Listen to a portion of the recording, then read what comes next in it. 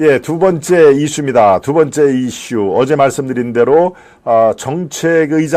정책의장이 지금 왜 그렇게 매일 언론에 도배를 하는지 그 배경에 대해서 그리고 앞으로의 전망에 대해서 말씀을 드렸습니다만은 네, 지금 한동훈 당대표의 지금 마음은 그렇습니다. 정책의장을 교체를 했으면 좋겠다. 교체하겠다라는 의지 표현을 여기저기서 했고요. 어제 아침 10시에 독대를 했죠.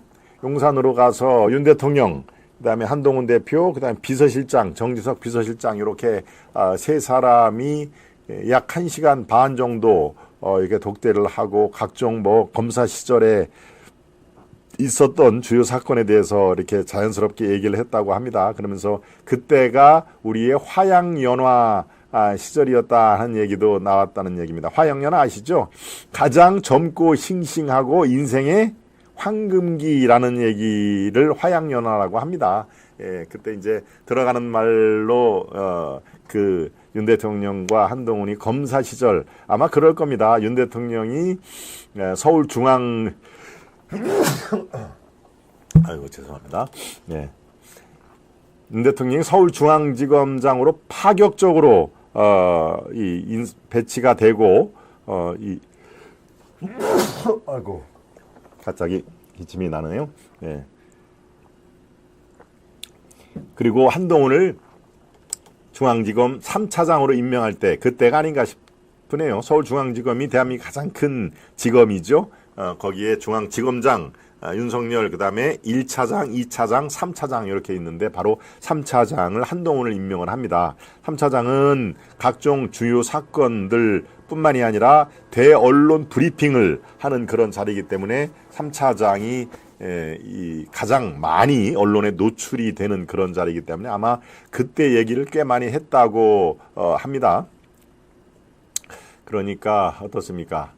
그 얘기를 하면서 각종 현안에 대해서 얘기를 했겠죠. 저는 이 정책위장에 대해서도 어떤 식으로든지 아마 얘기가 나왔을 겁니다. 그게 지금 현재 현안이 가장 비중을 차지하는 상황이니까 그거 없이 이렇게 그 변방을 쭉 그 얘기를 하지는 않았을 것이다. 그리고 끝난 다음에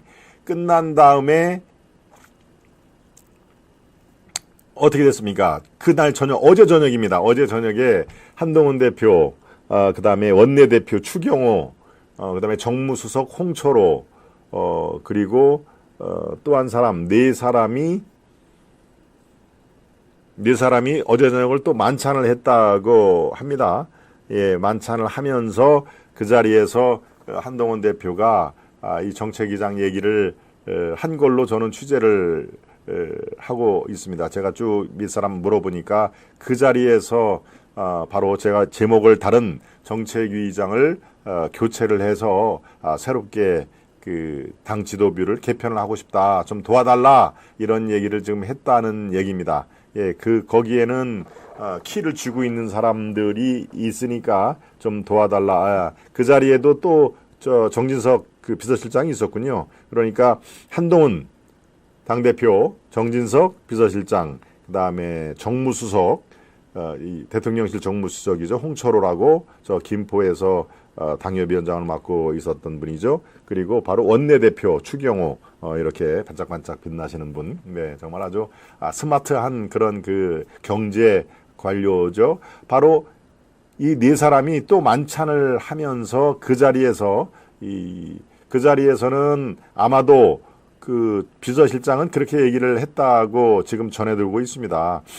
정정식 의원을 당분간 유임시키는 것도 하나의 방법일 겁니다. 왜?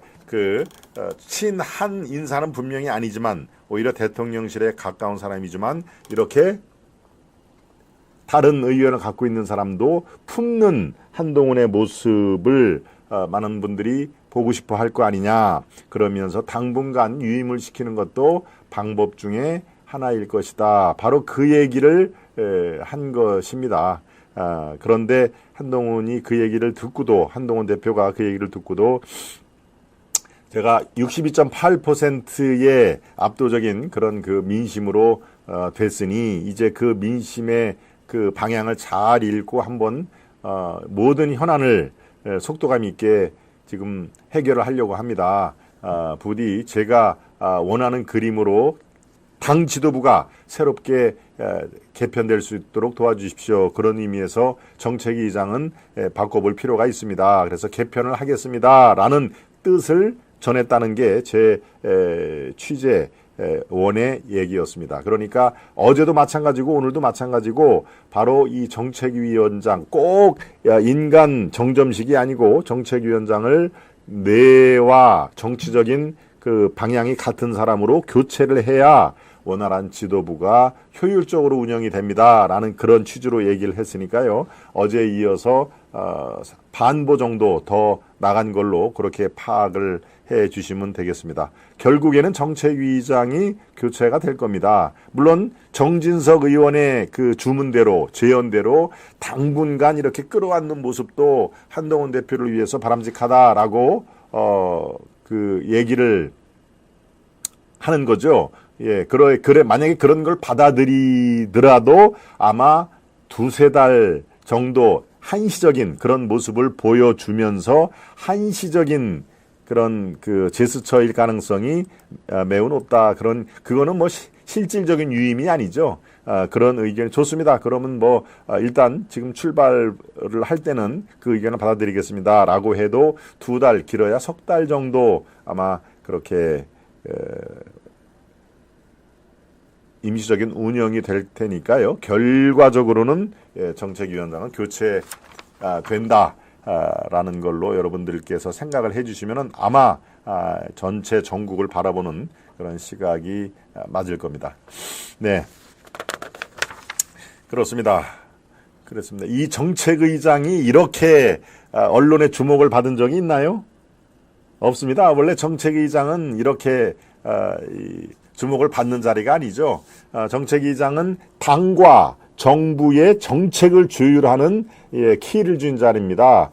정부에서 정책을 만들어 오면 그것이 이 정당을 통해서 민심하고 어떻게 연결이 되는지 혹시 민심과 괴리가 있는 정책은 더 민심을 받드는 면에서 요거는 이렇게 디테일을 이렇게 세부적으로는 수정을 하면 좋겠다라든가 이 정책위에 또 전문위원들이 많이 있습니다. 그러니까 그런 것들을 주로 하기 때문에 이렇게 언론의 스포트라이트를 받다거나 아니면 일반 여론전에 많이 등장을 할 그 보직이 아닌데 이번에는 말씀드린 대로 4대4의 팽팽한 균형에서 정책위원장이 누구를 유임을 시키느냐 아니면 바꾸느냐에 따라서 이제 5대4로 어떤 각종 현안을 통과를 시킬 수 있는 캐스팅 보트를 쥐기 때문에 이번처럼 그렇게 정책위원장이 언론에 많이 노출을 된 적이 없었다 하는 얘기입니다. 다소 흥미로운 그런 분석인 것이죠.